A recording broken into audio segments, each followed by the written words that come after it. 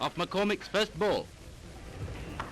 Test ক্রিকেটের ইতিহাস 150 বছরের, ফার্স্ট ক্লাস ক্রিকেটের ইতিহাস আরও সুদীর্ঘ, প্রায় 250 বছরের বেশি। সেই ফার্স্ট ক্লাস ক্রিকেটের ইতিহাসে এবার সর্বোচ্চ কম রানের স্কোর ডিফেন্ড হয়েছে পাকিস্তানের ঘরোয়া ক্রিকেটে। প্রেসিডেন্ট ট্রফির 15তম ম্যাচে পাকিস্তান টিভি এই অনন্য কীর্তি করেছে। 40 রানের টার্গেটে সুইন অর্ধানকে বেঁধে ফেলে 37 রানে, আর তাতেই ভেঙে গেছে 232 বছরের ব্রিটিশ ক্লাব ওল্ডফিল্ডের রেকর্ড।